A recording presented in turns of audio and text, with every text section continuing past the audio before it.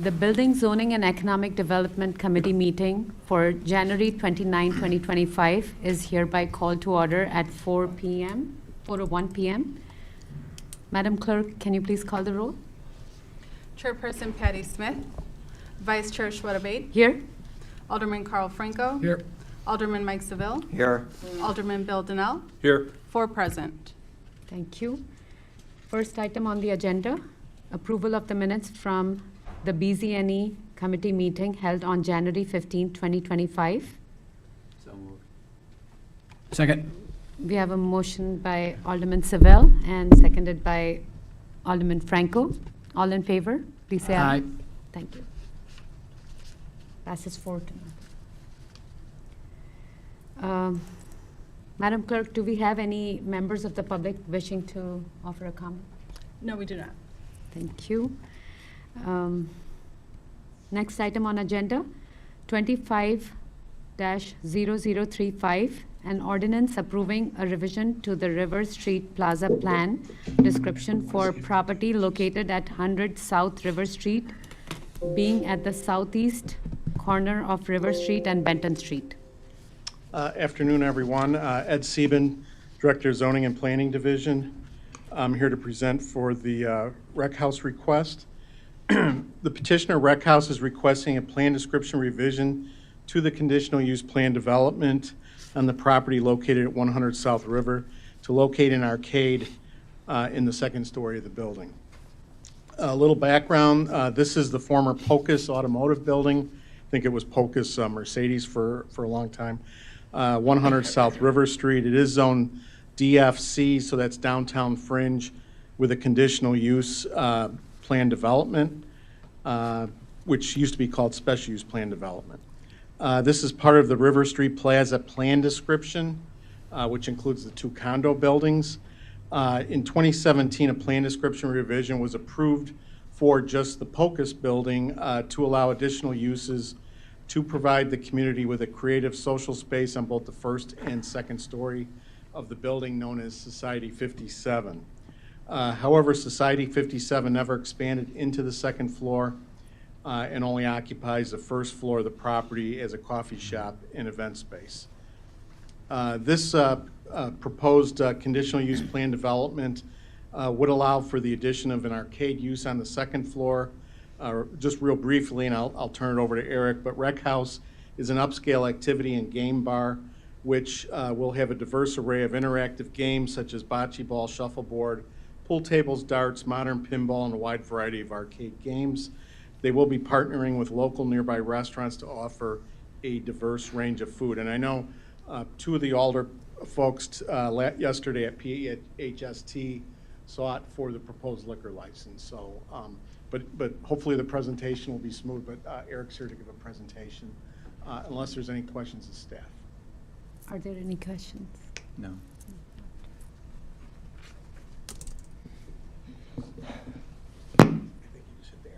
Okay. All right. Thank you, Ed. Good afternoon.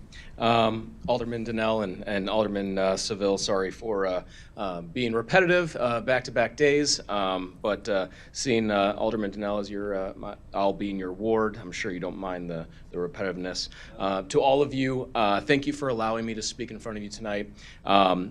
My name is Eric Gilly. I am the owner of Rec House. I'd like to share with you my vision and business plan for Rec House and why we're requesting a rezoning for an arcade use.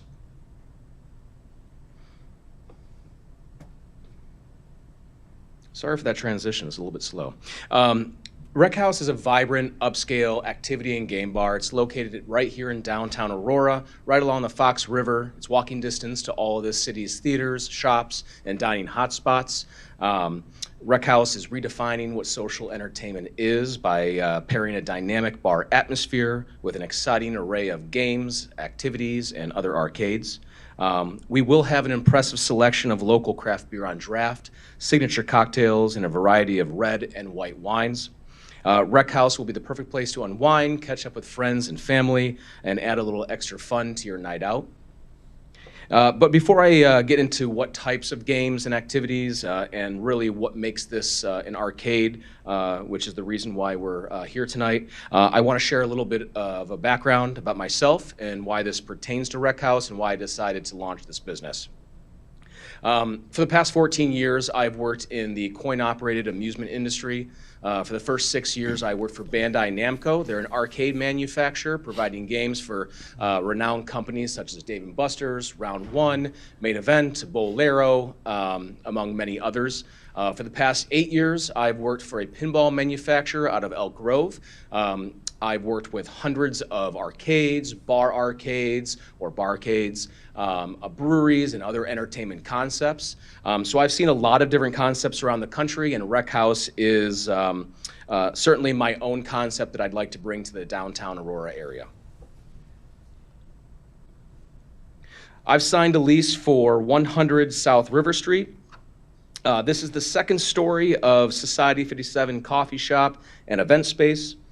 This space has been vacant for many years, and I'm hoping to change that very soon. Across the street to the west is the public library. Across the street to the north, across Benton, is Wickwood House.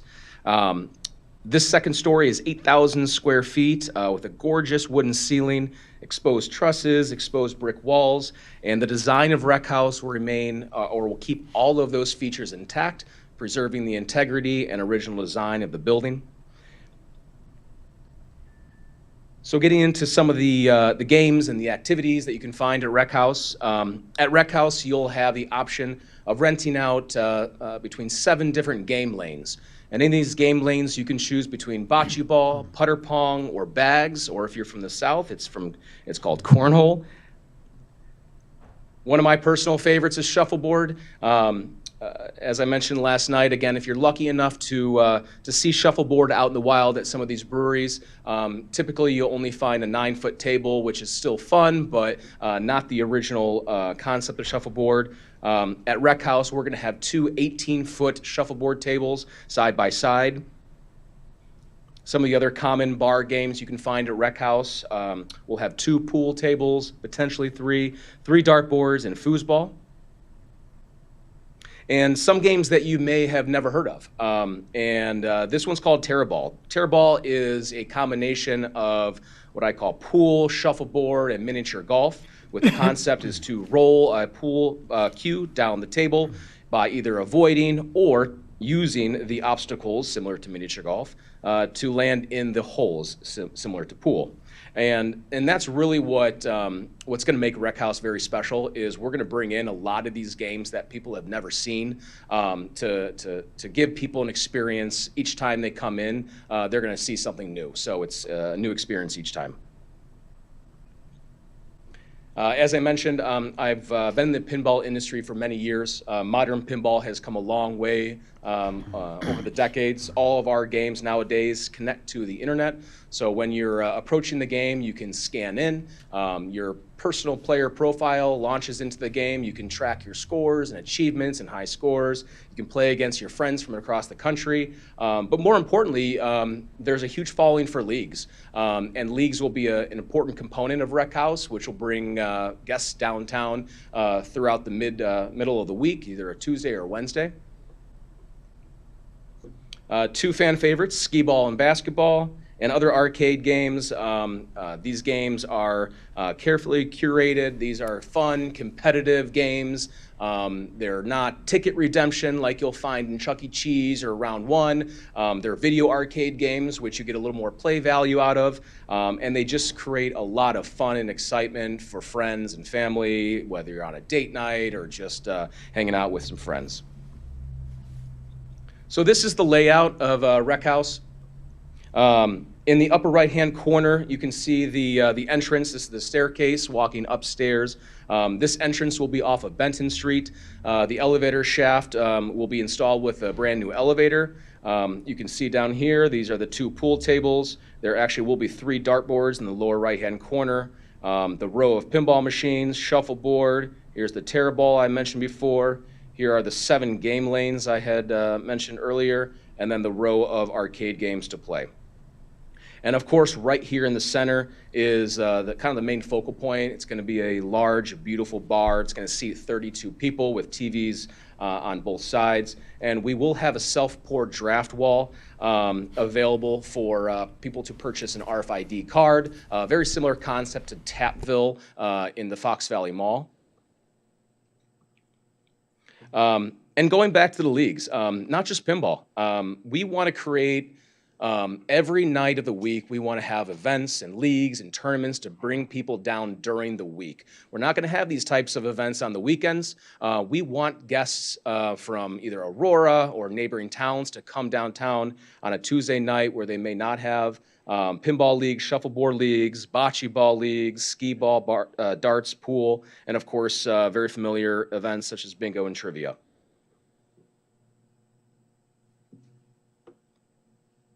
So we will have food and drinks available at Rec House. We will not have a kitchen for preparing food. We're not a restaurant. We're not trying to be a restaurant. We will have a menu of prepackaged food, such as multiple flavors of Dot's Homestyle pretzels, multiple flavors of popcorn, multiple flavors of beef jerky, to serve either as a meal if guests so choose, or an appetizer if you want to make Rec House your first destination and then walk down the street to Leilani afterwards. We will have QR codes on the table. If you want to order food and have it delivered to Rec House, you can, and the QR codes will take you to the website of New China Hut and El Tio. So if you want to order that, they will deliver it and walk it upstairs. Like I said before, we're not a restaurant. We're not trying to compete with the local restaurants. As a matter of fact, we want to partner with every single restaurant in downtown Aurora. My goal is to encourage all of Rec House's guests to make a night out of their visit to downtown Aurora. We want them to visit all of these restaurants either prior or after their visit to Rec House. And in the end, that'll result in people spending longer time downtown, potentially visiting some shops they may never have visited, and just, spending more money essentially in downtown Aurora. The hours of Rec House will be closed on Mondays. Throughout the week, we'll be open 3 p.m. to midnight. Weekends, 11 a.m. to 1 a.m. and Sunday, 11 a.m. to midnight. We will be family friendly up until 9 p.m. So after 9 p.m., it'll be 21 and over. Very similar concept to Dave & Buster's in round one, where I believe Dave & Buster's is 21 and over after 10 p.m. So we will have a call out on the loud system or the speaker at 8 p.m. notifying guests that anyone under the age of 21 must leave before 9 p.m. And on the weekends, we'll have a doorman checking IDs on Friday and Saturday.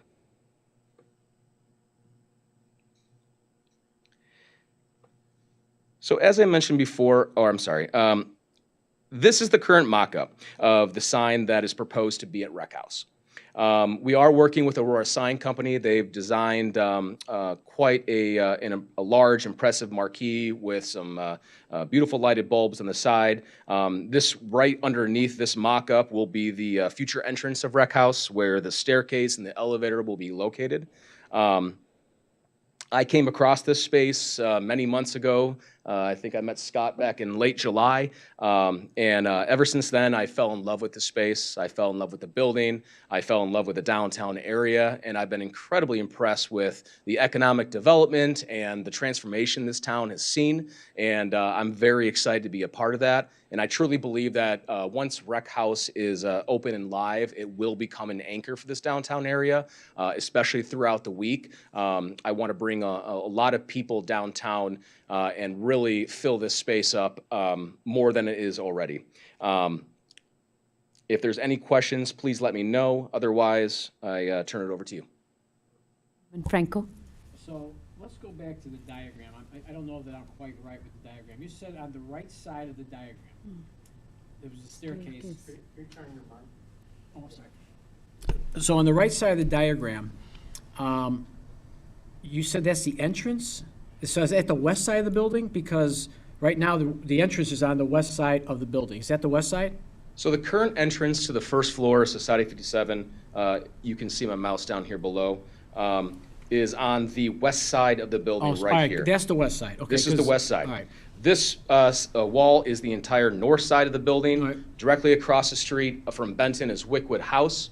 And in the upper right-hand corner, this is the northeast side where the current elevator shaft for the former Focus Motors building is, where an elevator will be installed. There is a current staircase that leads out to the sidewalk there. So that'll be our main entrance. So you'll be coming in on the riverside. I'm sorry? You'll be coming in on the side of the river. The river's on the east side of the building, right? It's not on the east side of the building. It's actually on the north side of the building. If you look at my mouse right here, this is the side of the building that is parallel to the river. Well, right, so It'll did be you on say? Benton. I thought you said the entrance was. It'll be on this. Benton Street, correct? Oh, it'll be on the north side, okay. Yes. I thought you were pointing before to the, east. That's why I was kind of confused, because I thought, first of all, I thought your entrance was gonna be the same as the entrance for the other guy, so I thought we were reversed. Right. No, yeah, All right. it'll be on Benton Street. This is Okay. the north side of the building, and this is the east Okay, side of the all right. building where the river is. Then I was confused in that. Then my next question is this your first rec house? Yes, this is the first location. Okay. I have been in the industry for 14 plus years, seeing many different concepts around the country. I've been wanting to do this for a long time. Sorry about that. I've spoken, I'm friends with a lot of these owners of other concepts, bar arcade concepts around the country. And after speaking with my family, it's time to kind of see what we can do in this downtown area. Okay. And then one more for staff. Parking.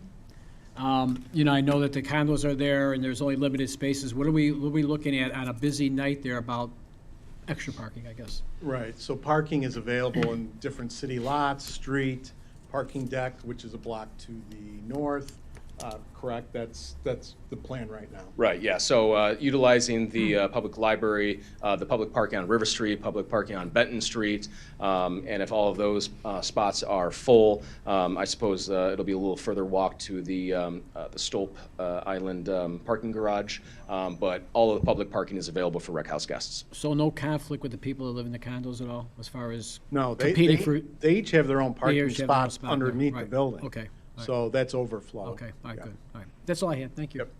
Any other questions? Do you have a question?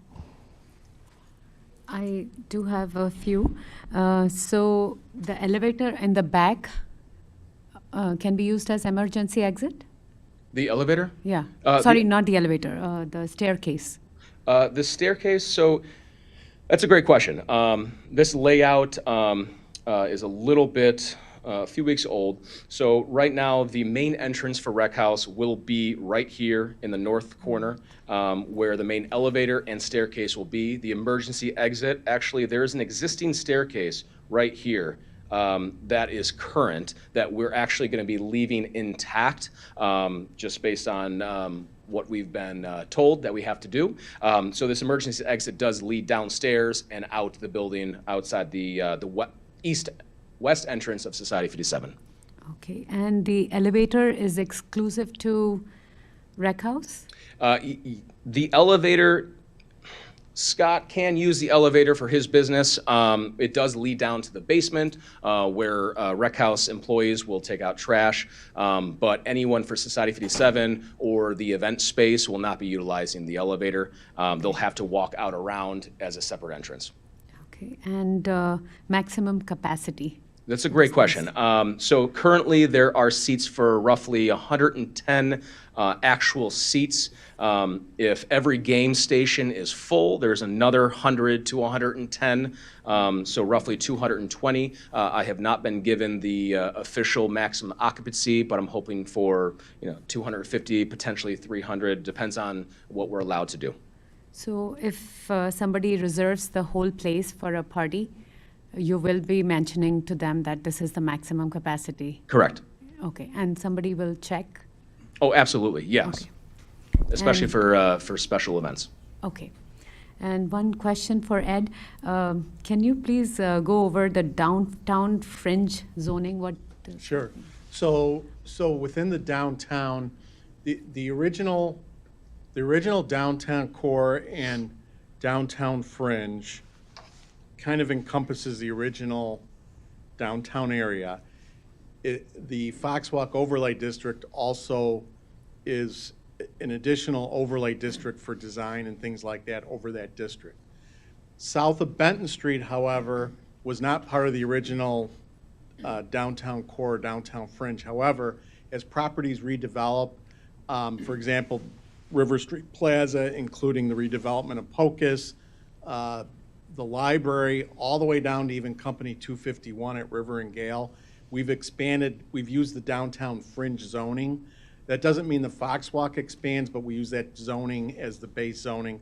Most of them also have a conditional use plan development to not only allow the downtown fringe uses, but there may be additional uses. And in this case, we're asking for the arcade uses in additional. So that's what that's. Okay, thank you. Do we have a motion to approve? Thank you for answering our question. Alderman Turner. Thank you. So I did see a little bit different plan yesterday. Yep, So that it was looks the like- current plan. What's that? That was the current plan, so, That is the current plan, the one we That- saw yesterday? correct, yes, with the staircase that's still intact. Well, so you had your beer wall right there Correct. by the bar. Can you show us, with your? Yeah, I'll try my best. That was a week-old document. So there's two changes to this layout. That is the current layout. The first one being, as I mentioned before, there is a pre-existing staircase right here that walks down to the first floor of Society 57 that will serve as an emergency exit.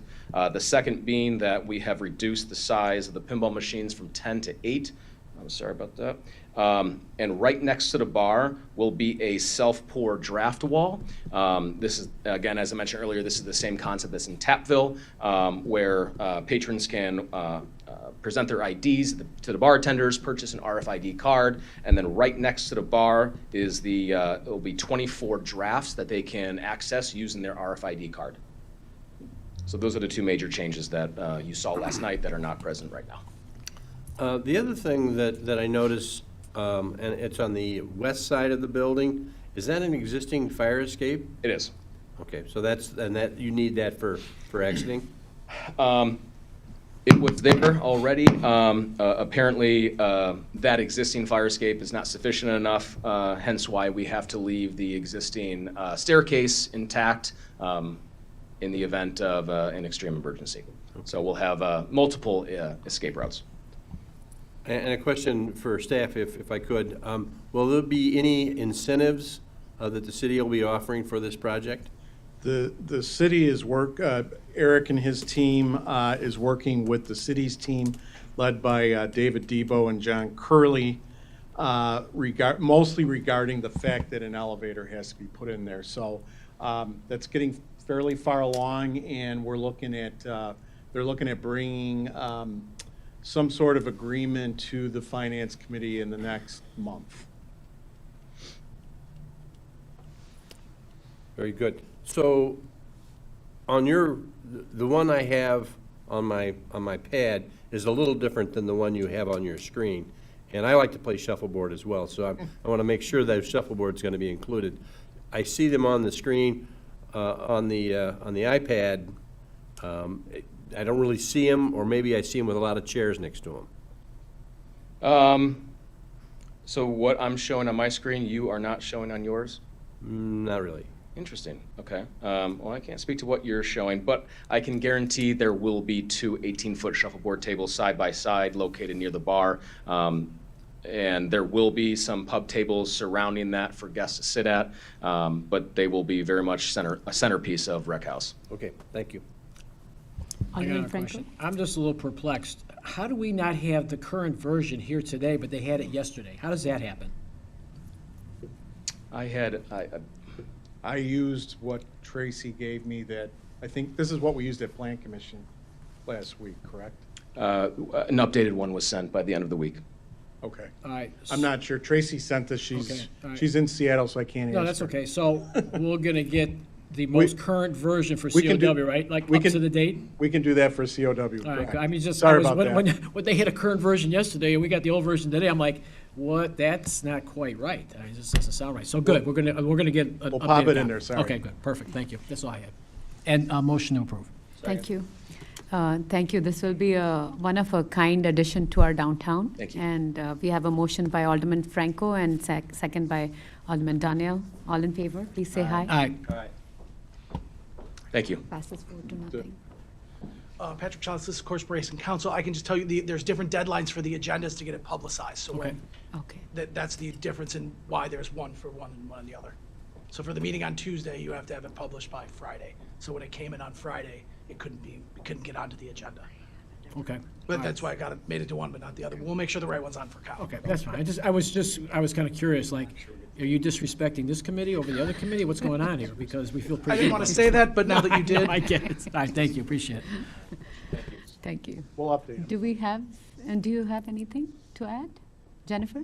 Oh, I was just explaining that I had been working with Eric for PHST yesterday for the liquor license portion of this, and he was working very hard to get it done before the meeting.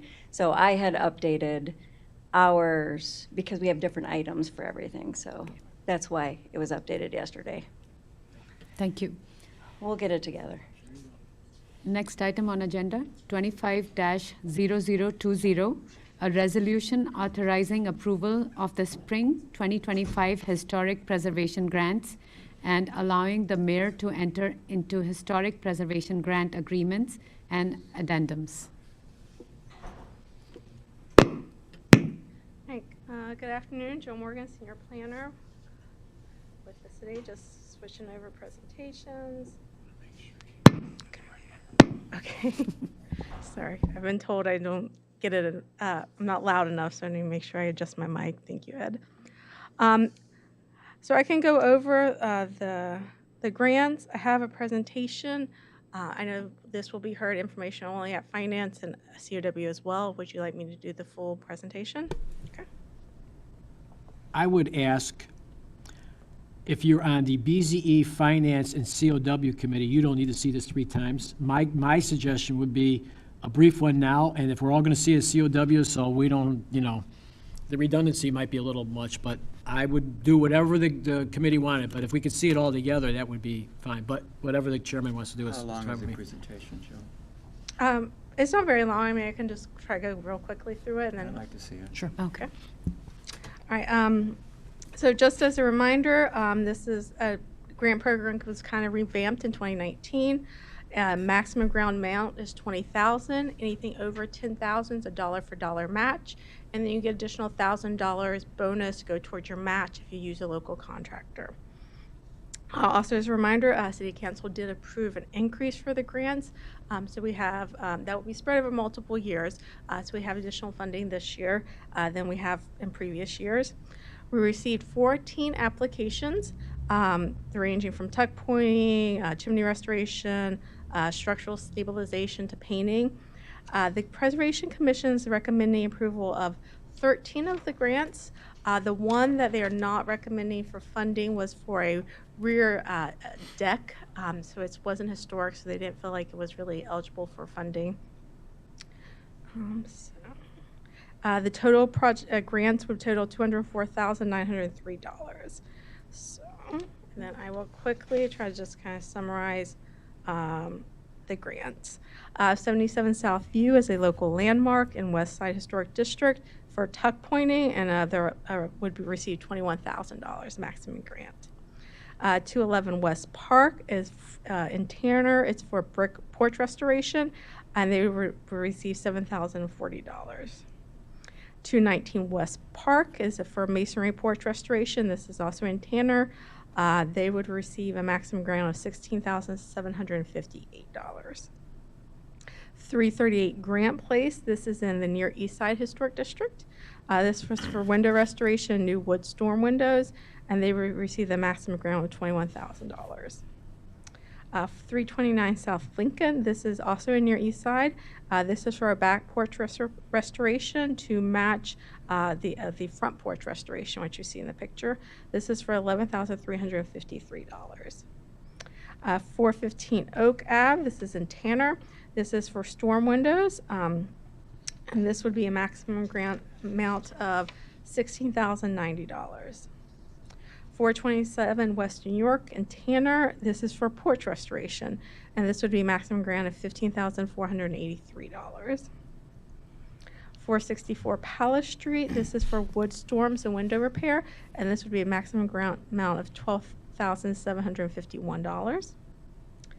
535 West Downer Place, this is for a local landmark, also in the West Side Historic District.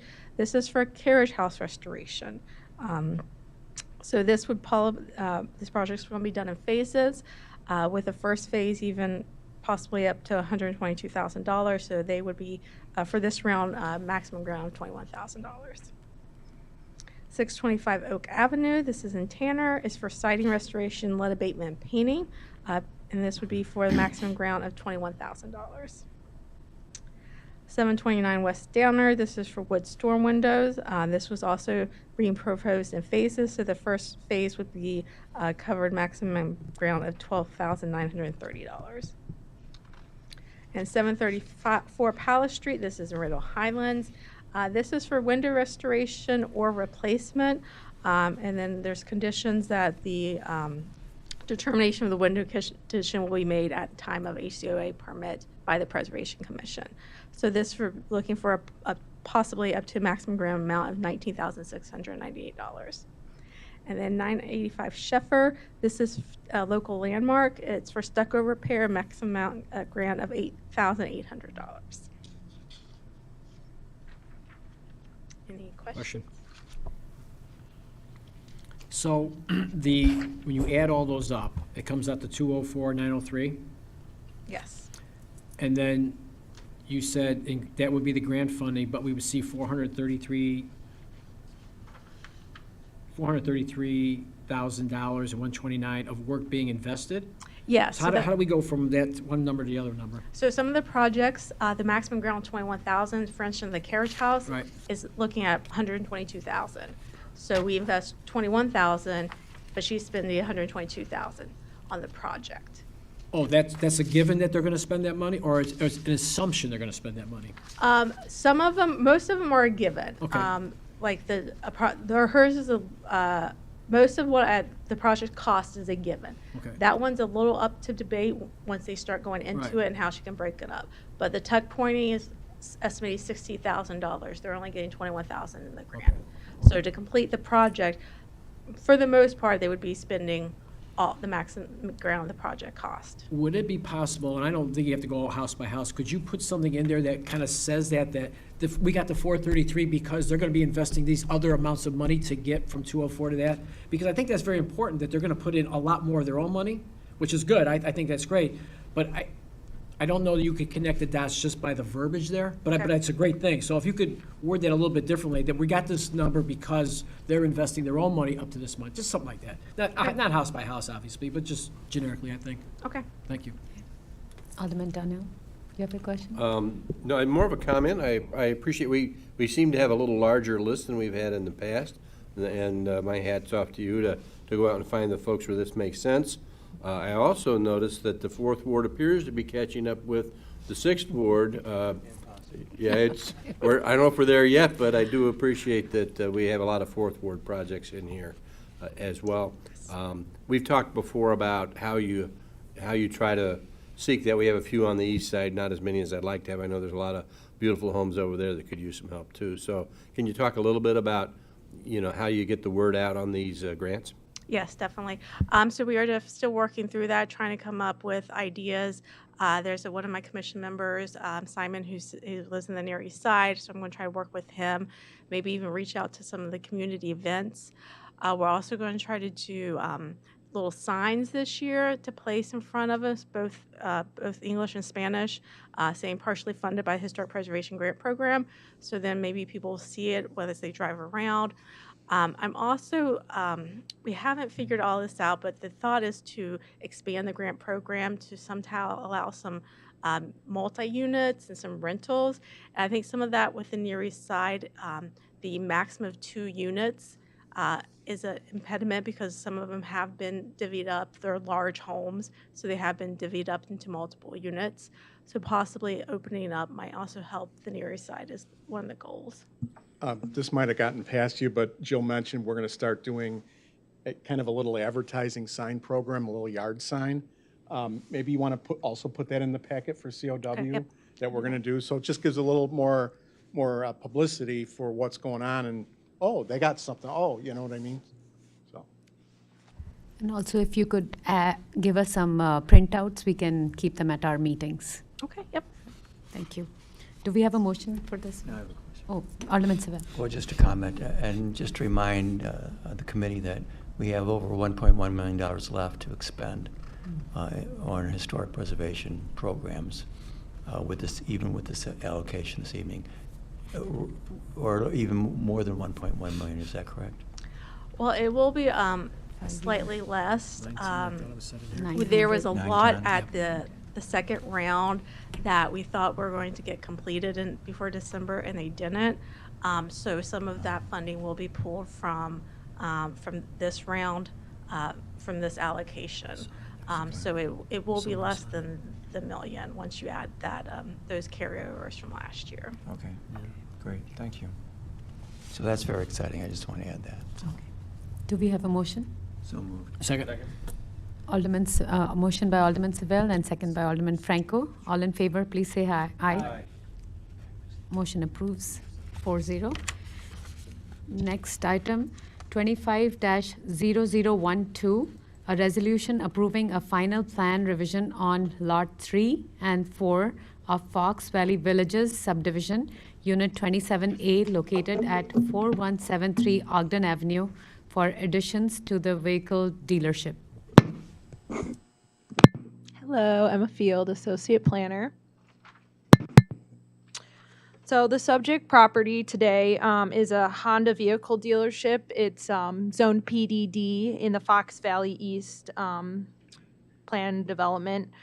They're currently requesting approval of a final plan revision, and this is because they are adding 4 new additions to the existing building, which is a new car delivery addition, new tunnel car wash, tool room, and then addition to the service area as well. So the first final plan was approved back in 1999, and then there was a revision in 2011 when they redid the showroom and office. So right now they are not just adding additions, but they're kind of revamping the outside as well, which I can pull up. The exterior of the building. And then back at Planning and Zoning Commission last Wednesday, they approved for variance to the side setback, as the side setback was lowered because the addition here pushed the parking over. And so they wanted to make sure they're keeping the parking on that side. And so it just got bumped over. And so I can pull up the landscape plan. So there used to be 5 trees along where the parking is shown here, and now they're just moving it to the right of way. And then in addition, they will be adding for the proposed addition on this side, which is like the service entrance, they're adding a 3rd door, which will help alleviate the stack up that goes onto Long Meadow Drive and into their parking area as well. So the dealership currently has 41 service bays in this current area, which goes along here. They will be losing 8 parking spaces due to all of these additions, but they could have been losing more, but they were able to move the parking over. And yeah, if you have any questions of the petitioner, we can have them come up, but is there any questions for me? Do we have any questions? Okay. Do you want the petitioner to come? Okay. Petitioners can come.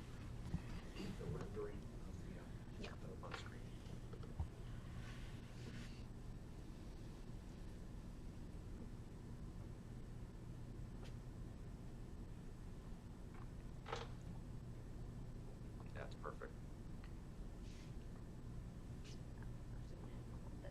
Thank you. Hi, for the record, Rick Williams, Griffin Williams, McMahon Walsh, 21 North 4th Street, Geneva, representing Valley Honda. We're pleased to be before you this afternoon. As Emma said, we're seeking a final plan revision. Valley Honda's been in Aurora for over 50 years. We employ over 225 employees. Every single employee is an owner of Valley Honda. It's entirely employee-owned. Of those 225 employees, 102 are residents of the city. So Valley Honda is reconfirming its commitment to the city and its long-established good relationship, and hopes to be here for another 50 years. As you can see from the rendering, if you've been by the site or if you're a customer of Honda, we're doing a major refresh of the entire site. And in order for us to meet the brand standards and to stay competitive, we have to we have to make a pretty significant investment in the city, in this property. And in order to do that, we need to vary the plan a little bit. And we appreciate the Planning and Zoning Commission giving us the variance last week, because it allows us to maximize the use of this site. One of the problems that we've struggled with is traffic stacking up to Long Meadow. With the new service bay, we hope to get traffic in and out of here as quickly as possible. While we are losing 8 spots, we have 1,100 off-site spots. So we're constantly moving cars and employees back and forth from our location down the road. So, we're very excited about this. I have our architect, Tom Lybrook from Constant. We have Sherman Jenkins, who's working on the project as well. If you have any other questions, do you want to maybe talk about 30 seconds about the project? No, I think Tom Lybrook from Constant Architecture. I worked on the past final plan. Been working with Honda for many years. Working with they've changed their ownership to employee-owned now, and the CEO Casey Bundley. I've been working with him, so it's a full refresh that Honda corporate is kind of making us do. So then at the same time, we thought we'd reach out and try to improve our operations by having these additional additions put on. So that's basically what we're doing. And we've been working with the community development hand in hand kind of to get through the variation request and the final plan approval, and enjoy working, and Honda enjoys being in Aurora. So One last little tidbit of information. This is the 6th largest Honda dealership in the United States. So over 50 years, I don't know if you remember what used to be years ago, it's grown to be the 6th largest. So we're very thankful for our partnership with the city. Thank you. Any questions? Alderman Turner. Yeah, I was out there today. I think there's going to be a nice addition. I'm just curious to where you keep, I was looking for cars, and you say they're kept off-site? It's down Ogden a little bit. yeah, it's north. It's at 4040 Healthway. So it's a little bit away. It's on the other side of the hospital on Healthway. Okay. Years ago, after the first service drive edition, there was an issue with on-site parking and delivery of vehicles. So they bought 3 lots over there. It had to go through the development review there. We built a place to prep vehicles, and also that the delivery trucks would go there. So that relieved the inventory storage on the Ogden site, and it also got rid of the delivery trucks that were on, basically would stack up on Long Meadow to unload the carts. So that's happening over at 4040 Healthway. All right, thank you. Any other questions? Alderman Seville.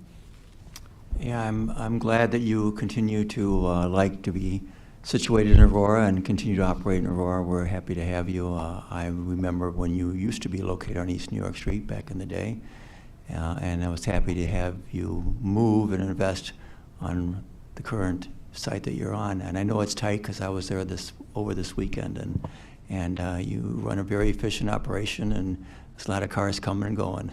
So I think this is not only good for Valley Honda, but good for the community as well. So Thank you. I wish you all the best. Any other questions? Do we have a motion to approve? So moved. Second.